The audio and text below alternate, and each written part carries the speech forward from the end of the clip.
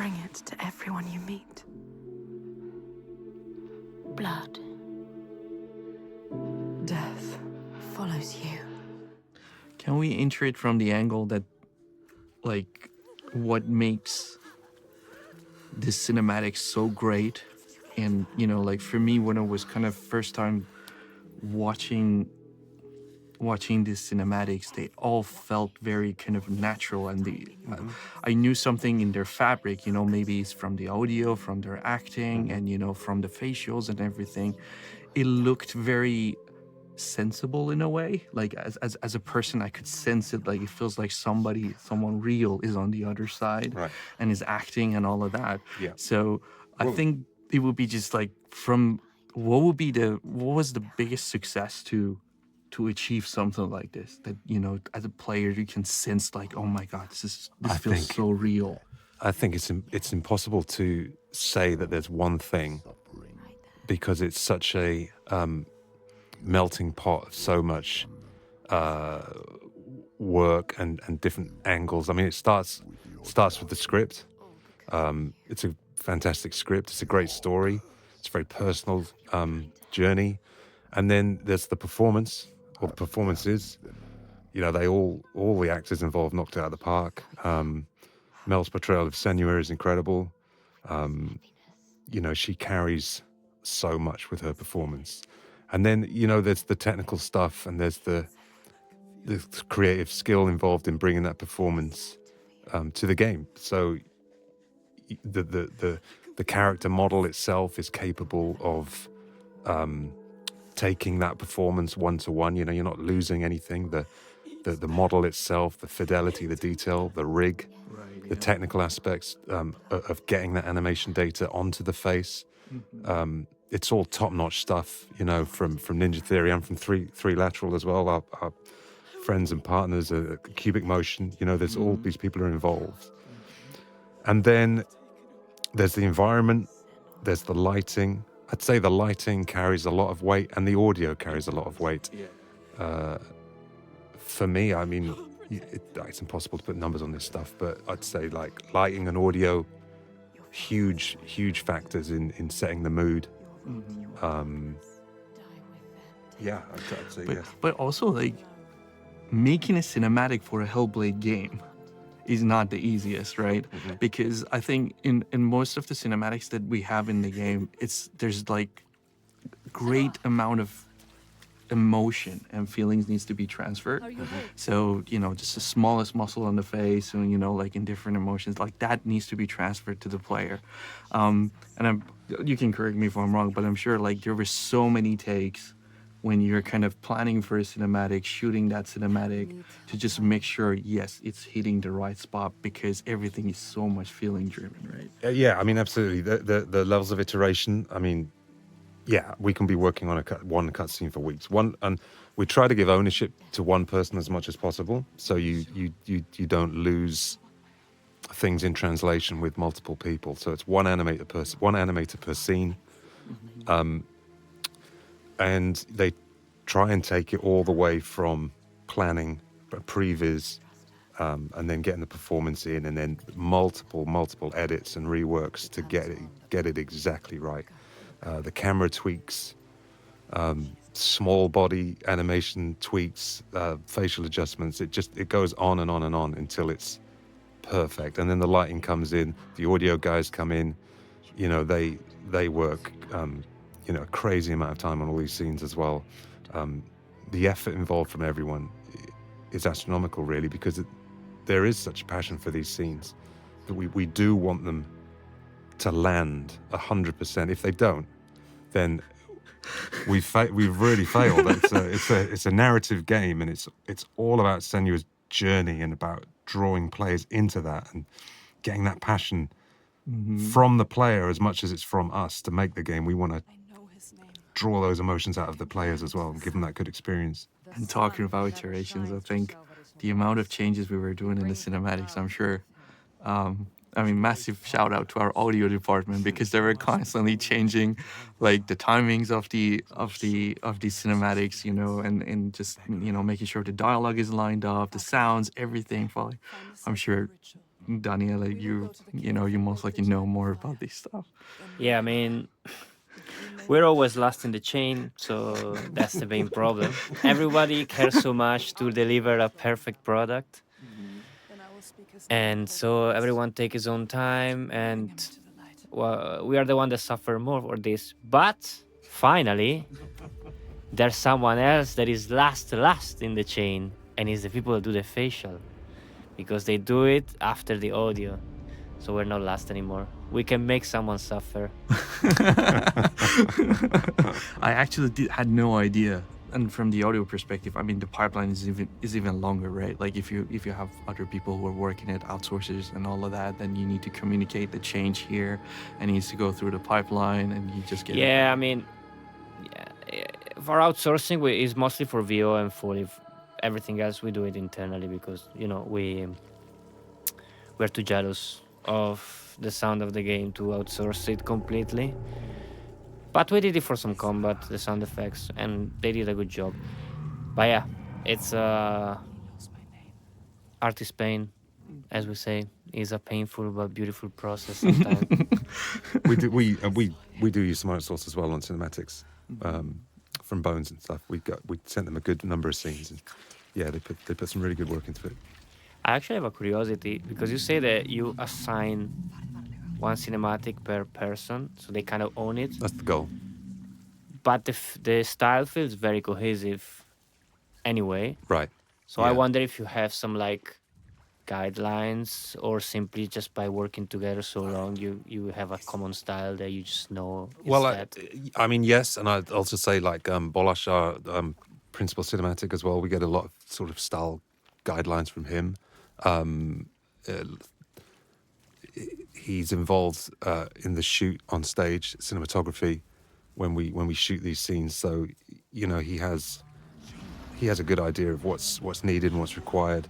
A lot of these scenes are prevised together as well. So like one person does a previs, but it's reviewed and reviewed by Bolash in this case as well. So there's that overarching vision, I suppose.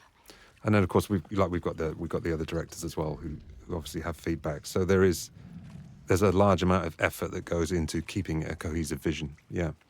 And I think like the other biggest challenge we had, which was the seamless experience across the whole game. Yeah, the one-shot rule. Oh yeah, just to make sure the whole game is seamless. There is only one camera that is following the character.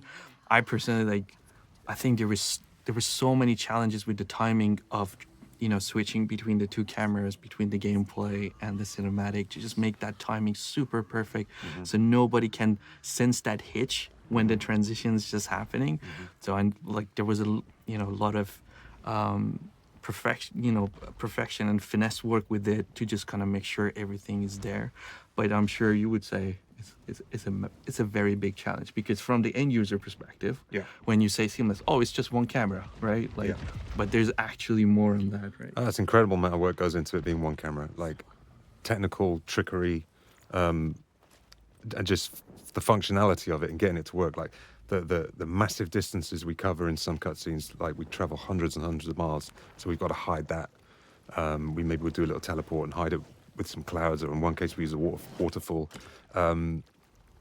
But then, as you say, yes, the blending in and out from cutscene, like we've got no cuts, so having that feel nice when you're in control of Senua, you're walking or running, and then you hit a cutscene and we take control, and we need to get her to then go into that full performance that she's done on stage. There's a lot of technical work gone in there by the team, and also each blend in and blend out has been tirelessly polished and repolished by Pete, one of our cinematic guys. In fact, at one point in the game, that was his sole bit of work, was making sure all those things are seamless.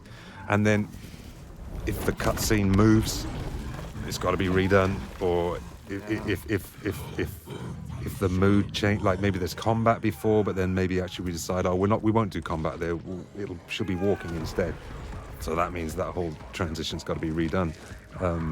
But it's worth it, I think. I think that's seamless. We don't even have chapter breaks.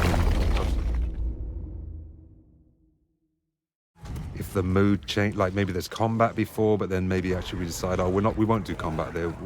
She'll be walking instead. So that means that whole transition's got to be redone. But it's worth it, I think. I think that's seamless.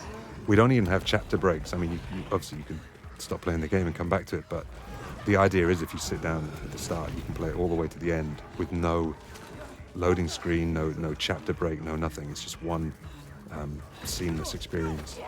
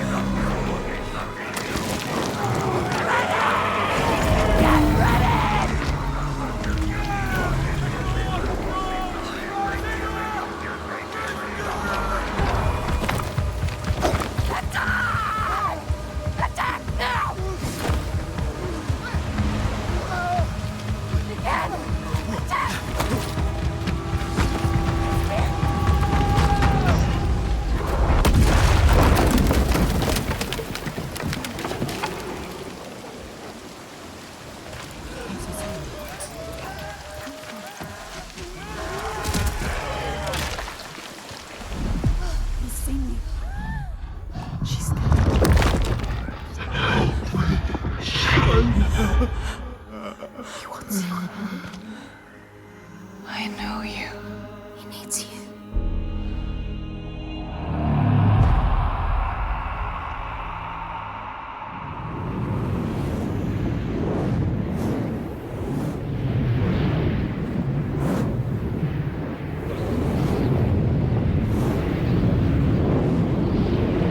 So for the Chapter 5 beach troll ritual, we were also using fluid flux there, so you can see the real-time fluid sort of washing over the surface that Senua has to navigate and not get swept away.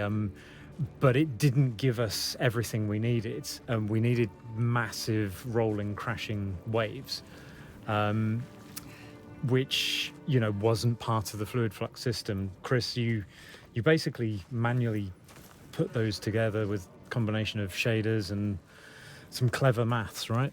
Yeah, I just sort of a subdivided plane, rotated it around to get the sort of the curvy wave shape, and then Guido did some texture work with it, and we sort of timed it in an animation and just repeated that to go with the design, like to sync up with the fluid flux simulation, so that they also, you got submerged. One of the hardest bits of this level actually was trying to match the timing up with the design grey boxes, because the grey boxes were animated in quite a linear way and moved in a very linear fashion. The moment you put real-time physics fluid, trying to make that behave with the same timing is really, really hard. So I think we got it to a reasonable place where it just about matched up, but it was never quite as exact as the design grey box. But I think, as a spectacle and a feeling for the level, it totally did its job, and didn't necessarily matter that it wasn't completely precise. Again, another great use of using that marketplace plugin and sort of tool set to achieve something quite creatively interesting. It already had some of the legwork done on the underwater sort of surface look as well, did it?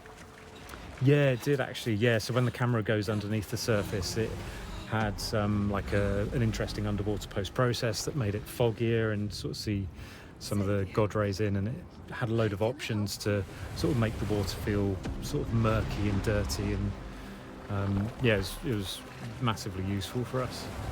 But again, iterated on this so many times just to try and get those timings right. You would get it where a wave would come in on cue, but then it wouldn't recede in time for the next wave to come in. So yeah, it was a tricky one to get balanced, but pleased with the results actually. Is it actually one-to-one simulation of water physics, or is it like as close as it can get? It's an approximation of kind of real water physics, so it sort of retains its volume, so to speak. But yeah, it's, you know, everything in video games is kind of approximated. Yeah. As long as it looks as though it sort of is representing what it's meant to be, I think it's fine to not be completely precise. Does it generate the splash events as well for you, or do you sort of hand place a couple here and there, I guess? But... Yeah, a lot of those were hand placed actually. So we had some sequencer tracks running throughout it. So we kind of knew when the volumes overlapped Senua, and we could then trigger some of those splash effects a bit more manually. The tornado in the background of the troll ritual chase was a combination of some pre-rendered 2D planes, horizontal and vertical to sort of give the rough shape of the tornado, and then a bunch of sort of Niagara particle effects mixed in with it, volumetric fog stuff layered over that, and we sort of adjusted the lighting and post-processing to make it look denser the closer you got to it. So it's, you know, it's almost got a kind of war movie feel when you're at the end of that scene, you know, all the debris crashing around. Yeah, it was a good spectacle, this one, and it sort of changed it up. Hopefully kind of players weren't expecting this to happen, based on sort of what had happened before.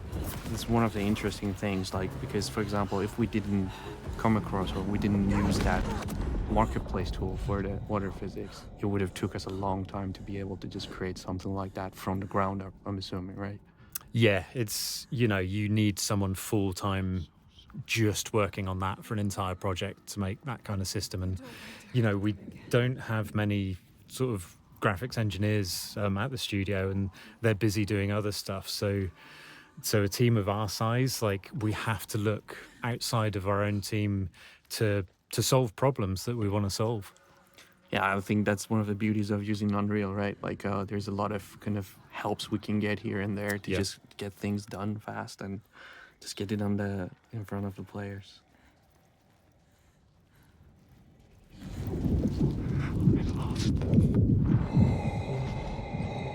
Come back, Saga.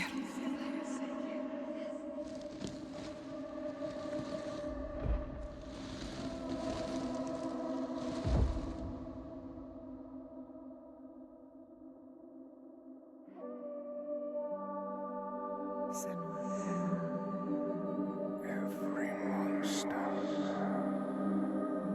was once a man.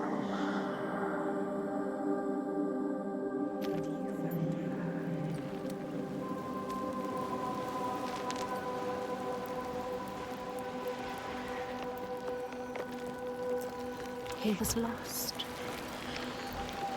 And you found him. You brought him here. Now he can rest. Rest now, Saga. Poor Senua. It's too much. Too much for her. All the grief. All the death, the others. Their pain. It's too much. She can't do it. Not alone. But she isn't alone. Is she? Another haunted spirit given peace.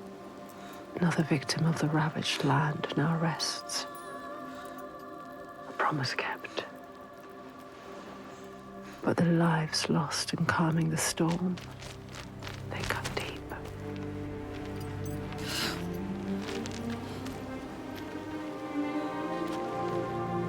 It weakens you. Each death. Does it hurt you? She doesn't Can you keep going?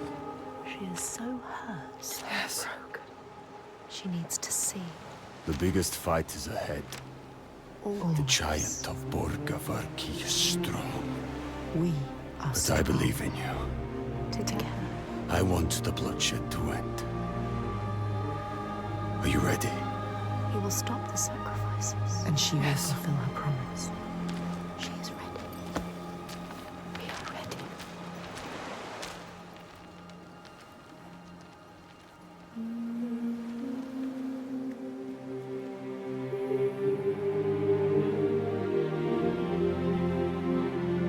Each life lost hangs over her. She feels them on her skin. Their voices calling, and the ones who live, their voices too. Their pain and guilt infect her, but she can't let them lead. She has to see the path herself, clean and clear, and find the strength to follow it, even as dead hands pull her back. She has to find the light within and hang it in the sky to guide the others.